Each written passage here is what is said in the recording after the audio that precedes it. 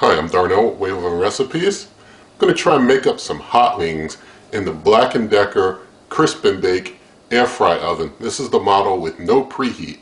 So we're going to be doing a cook, and it's going to be a no preheat start on the air frying, and we're going to get started on those wings right now. Alright, so let me show you the ingredients I have here. I have 15 hard frozen wing sections here. I've got some Frank's Red Hot sauce that I'm going to be using, along with a mixture of some butter. I'm going to melt, this is 3 tablespoons of butter I'm going to melt and mix with the hot sauce. And I'll just kind of do that to the side, but that'll be my hot sauce mix.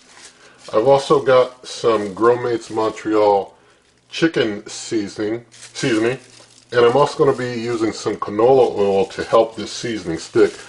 Actually, for you who are used to this channel, I'm actually not going to use Old Bay in this one, but just going to use the Montreal chicken seasoning. Nothing in these videos is sponsored, by the way, just personal choice on this one.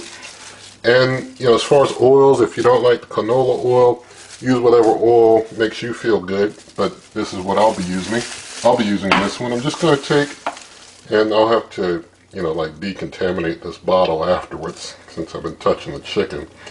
But just going to get the oil in there real good all over the chicken.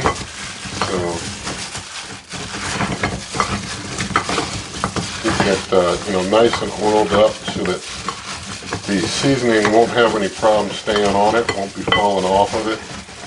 And when it comes to hot wings, you don't have to season them a whole lot. I mean, you can, but you know, the hot sauce is going to do a lot of the work for you, but you do want to have maybe some degree of underlying seasoning underneath.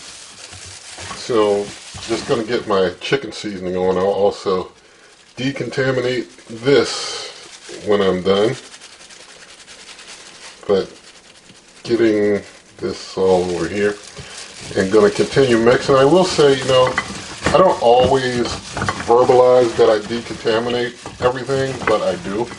So, you know, nobody should get uptight about, oh, you know, whether I did or didn't verbalize it, but make sure that you're practicing safety in your own kitchen is what I recommend to you for your safety and health and well-being. But I do take all the measures I can here. And, you know, I know some people, you know, because of what is in certain oils and stuff, you like certain oils over others. And, you know, that's good for you. You go. But I'll use what I'll be using here. And just going to finish with this here.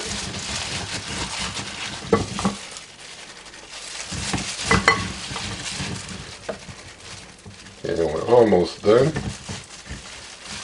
Alright, so we got them seasoned up a good bit, making sure that all sides have some seasoning on them. I'm just going to set them on out there. This one needs a little seasoning on that side. Let's see what I got to, I'll do what I got to do to get all 15 well positioned here. But, you know, you want to try and give these some space so that they aren't too bunched together. There are some pieces that are just frozen stuck together. I'm going to try and kind of position those in the back just in case the back cooks hotter than the front. Maybe they can get a little more easily separated. This cooker has no pause, so I'm really not looking to try and go in after I get it started trying to do anything. I don't plan on doing any flipping of the chicken. I don't plan on, you know, turning any pieces over because there's no pause. So it's like you try and go in and you're going to have hot air, you know, blowing down on your hand or blowing down on whatever you use. And I could use, you know, I know I can use utensils and all that whatnot, but I don't like that. I don't like going in when things have a lot of hot air blowing on you and there's no means to pause it. I just prefer to just let it keep going. Alright, so got the chicken all seasoned up and such. Some maybe a little more than others, but that's okay. I'm going to open up the cooker and I'm going to put the air fryer basket up on this higher level. It only has 2 levels in this cooker. I'm going to put the pan that will catch drippings down underneath there, and so I'm going to close up like that there. And with that done, going to just wake the cooker up, going to turn it to air fry, which has no preheat. I'm going up to 425 degrees Fahrenheit, and I'm going to set the cooking time to 30 minutes. And we're going to just see what it does with that, but I'm just going to hit start, and it's cooking with convection for 30 minutes. I'm just going to let them cook for 30 and see what we get. Since there's no pause or anything, I'm not going to go in there at all. It's just going to be like a set forget thing, and Lord willing, they'll be good and hot in 30 minutes with that 425 heat on them in the air fry with convection going, and I'll bring you on back. Alright, so the 30 minutes is about up, and I can see how the chicken was cooking. That I'm pretty certain it's not done yet, but I'm going to let this finish. Since there's no preheat, just go ahead and start it back up after this. But I'm pretty sure it's not done. I'm going to check the temperature just to show that it's probably not done. And I will say, although this cooker has, it's a no preheat cooker, and I'm just going to check this piece right here. You can see the chicken's only 88, 87 degrees. I mean, that's 30 minutes. It's only 87 degrees, and that's a piece right there. I could check another one back here. Now this one further back is in the 160s. It's 168. This one here, and this one's in the 170s.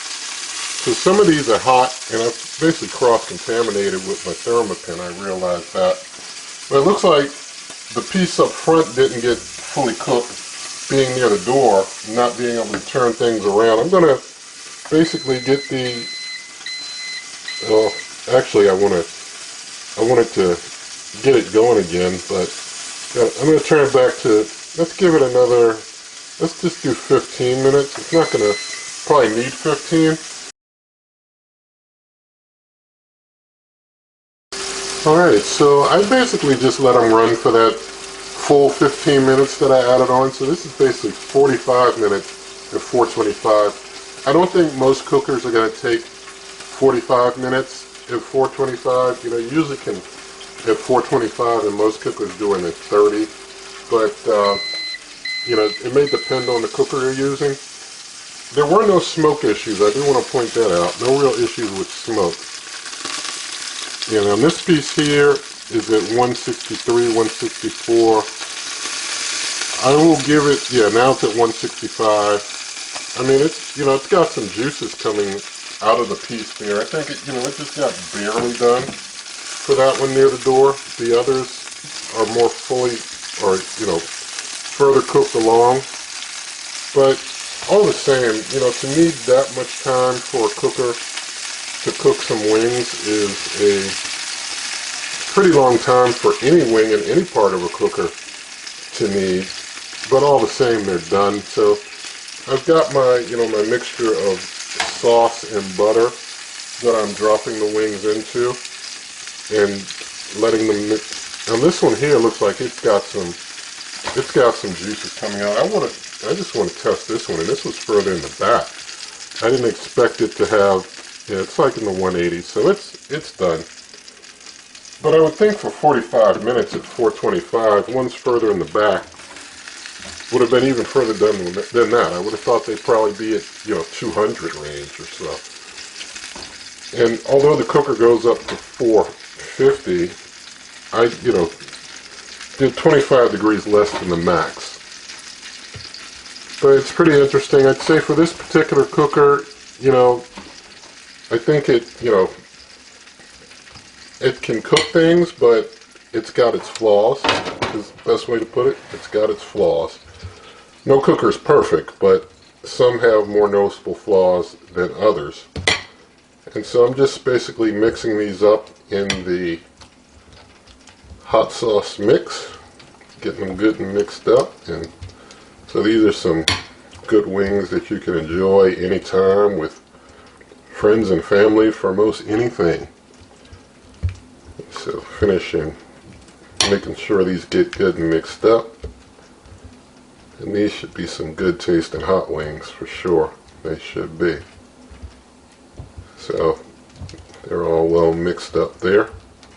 Now I'm just going to basically take them out and drop them into this other bowl that I have behind my big bowl. So here we go there.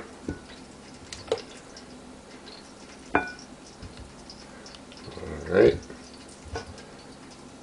Gonna get them all out, all 15 out. And they smell pretty good. And I do like, even though the door doesn't have a good seal, the smoke that was in the cooker wasn't, like I said, wasn't coming out. And so never any smoke alarm type issues. So this cook, you know, as long as you use a decent oil that doesn't create a lot of smoke, what goes on in the cooker as far as its smoke action won't get out and bother you outside of the cooker as far as these are concerned. But you can have a look at these wings here. Tell me what you think. Alright, now I'm going to basically just get one over here for our taste test purposes. And I'll just let that sit there for a minute, maybe cool down just a little bit, because they are still pretty temperature hot from just being cooked. But when I bring you back, it'll be taste testing time. Alright, so let's try this hot wing out and see how it tastes.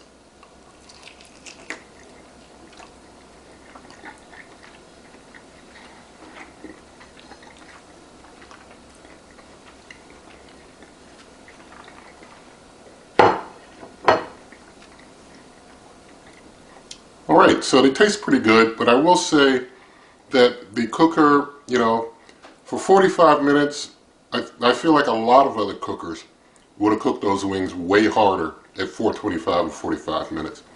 This cooker, you know, when it cook it at the max temperature, 450, it can cook things super duper hot and fast. It gets real burning hot. The temperatures in there really get over 500 degrees from what you've seen in my temperature testing. But when you cook at lower temperatures, it seems like things just take a long time or a longer time than other cookers. It's just the way it is with this cooker. It's kind of, I don't know, a little unbalanced, shall we say. And I don't feel that the unit is at all defective. I just feel that this particular brand of cooker, or this particular line of cooker from these folks, it's just what it is. It just isn't able to well modulate its temperature as a cooker in general, is my opinion. But all the same, it does cook your food up. And, you know, if you want to get something and you get it at a nice price, I guess, and you get used to it, I think you can work with it. But all the same, you can have a nice meal. And so in the video description, you can find a referral link for the cooker if you're interested in it. You'd pay the same price and help this channel if you order through that. Also, you can find a link to the recipe. You can find more recipes on my blog at superwaveovenrecipes.com. And if you like this video, please give it a thumbs up, share the video with a friend, leave your comments, subscribe, hit that notification, and good eating.